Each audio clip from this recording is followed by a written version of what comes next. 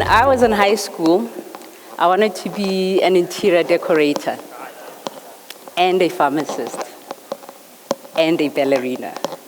None of the tertiary institutions offered a dancing pharmacist that decorates qualification, so I ended up studying economics. After completing my studies, I joined the reserve management team at the South African Reserve Bank, managing fixed income portfolios. After that, I joined the research sales team at Noah Financial Innovation, which was a stock brokerage firm. In 2008, I was diagnosed with rheumatoid arthritis. I left work a year later to go focus on my health.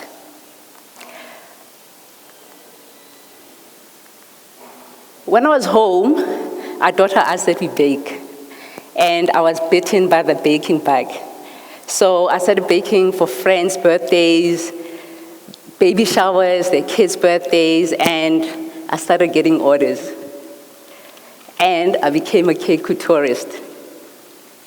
In 2012, 2 years into baking, my body took strain and the rheumatoid arthritis got worse.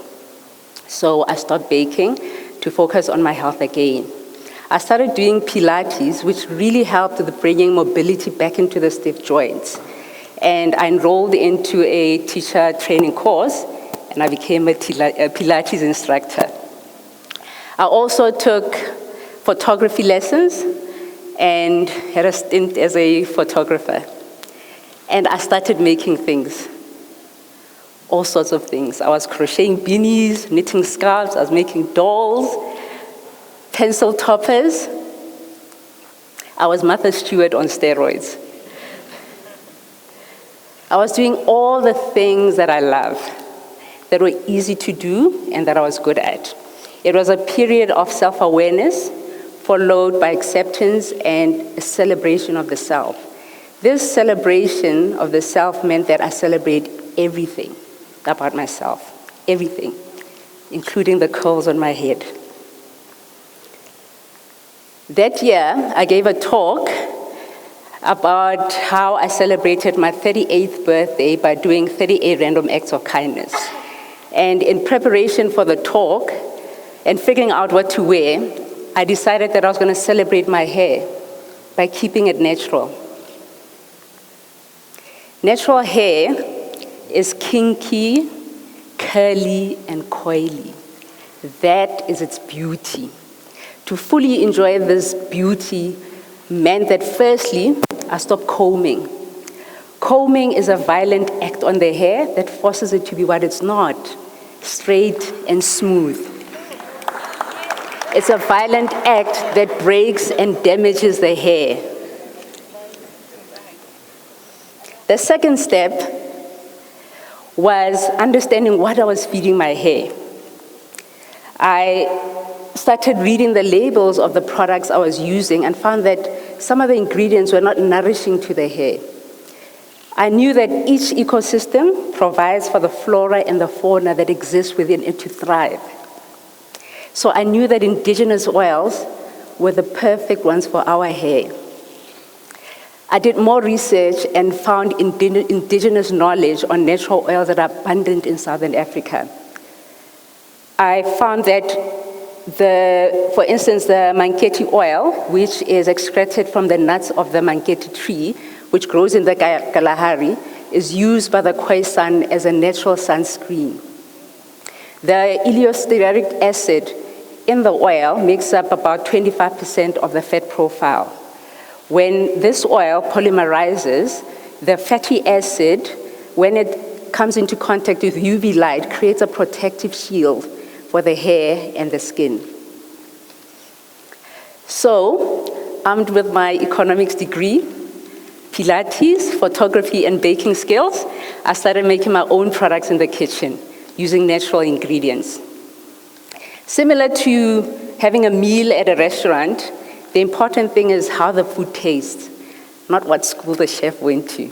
So I knew the important thing was how the hair felt and how it looked. So I started using it and got the kids to use it, Ulubukeng and Libone. And friends and family started seeing the difference. So I bottled it and sold it.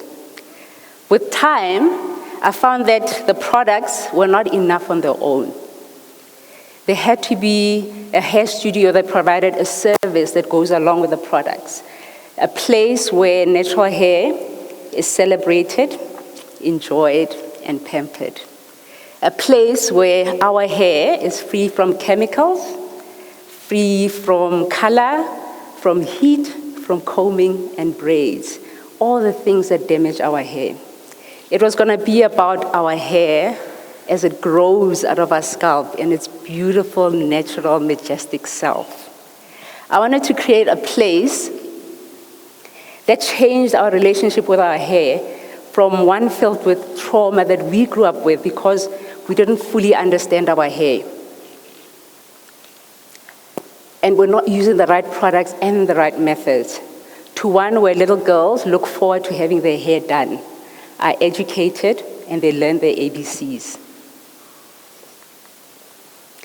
The first challenge was finding space to rent. When it comes to ethnic hair, a lot of the landlords saw Black consumers as a homogeneous group, and they were not willing to listen and hear about how differently I wanted to do things. It took about 9 months before finding a landlord that was willing to listen. The second challenge was convincing new clients to wear their hair uncombed.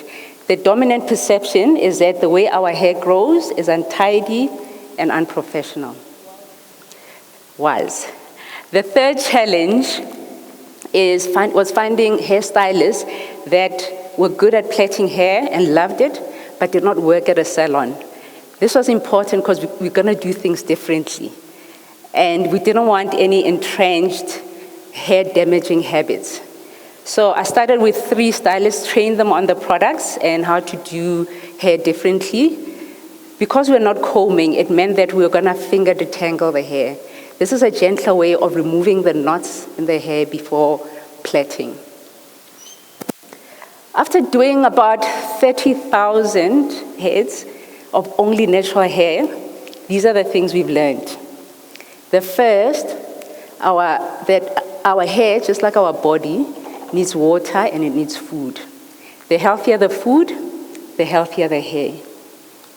Sometimes choice comes at a price. Little girls look up to their mothers to define beauty for them. When mothers wear weaves and wigs of straight hair, the little girls fall in love with that hair first before falling in love with their own kinky, curly hair. And they cry at the salon saying, "I want mommy's straight hair." And we know how our hair grows. When girls are turned away from school because of their natural hair, it is an infringement of their constitutional right.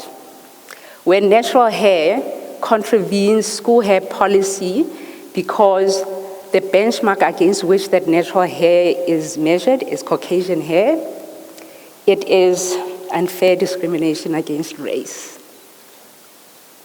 When big curly hair is expected to be straight and tied back, it is a contravention of Section 6 of the Promotion of Equality and Prevention of Unfair Discriminations Act. When I accepted my hair for what it is, I became aware of all the different parts that make me who I am. I am a dancing pharmacist that decorates. I love decorating the spaces I live in, the home and the hair studio. I formulate, create, and dispense natural products for hair. I'm the pharmacist. And I dance with my daughter.